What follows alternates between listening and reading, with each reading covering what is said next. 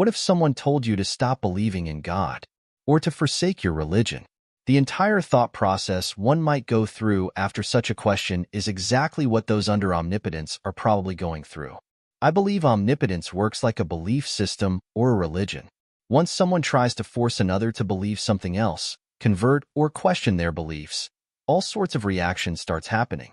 Some people might block it out entirely, others will argue back in defense or nonsense, others will agree to disagree and leave it at that. Now, I'm not saying that those under omnipotence have complete free will. I'm just saying they might go through these feelings I mentioned above before omnipotence finally eventually erases doubt. But when does omnipotence erase doubt? And how is it that some people can have doubts and be under omnipotence at the same time? Let me try explaining. When it comes to a belief system or religion, people can have doubts and also be dedicated to their faith. They can accept theories that technically contradict their beliefs and still stay dedicated to their beliefs. Happens all the times. It's when you start converting is when omnipotence starts to pacify you and numbs those spiraling doubts in your mind. Keep that in mind.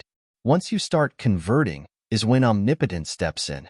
Now, why is it that Sasuke, Shikamaru, Amato, and now Mitsuki are sorta seemingly allowed to draw their conclusions and have their doubts carry them so far?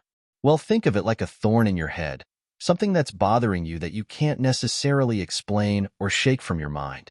The belief is Boruto is the outsider, Kawaki is an Uzumaki and Naruto's son.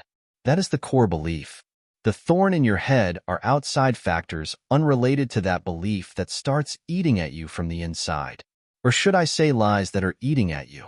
For example, the thorn in Amato's head is his life's work.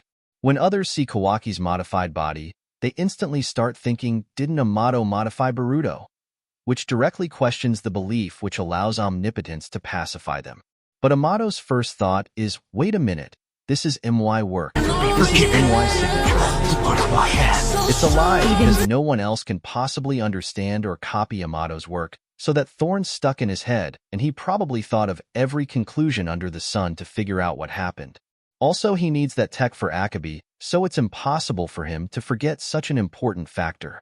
He is allowed to think this far because it's not necessarily needed to question Boruto and Kawaki's identities to do this.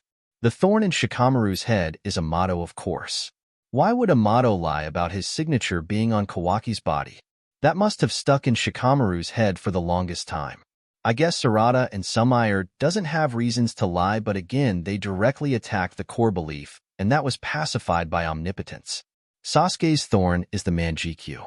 There is absolutely no reason for Sarada to be awakening the Manjikyu the way she did if it wasn't for a good reason. Sasuke's entire history flashed before his eyes.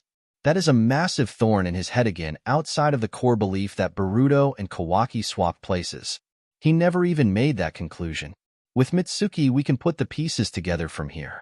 I compare it to a thorn in your head because it was similar to a cut from the first Matrix movie, which I still believe is a huge inspiration for this jutsu, just like the Tsukuyomi was.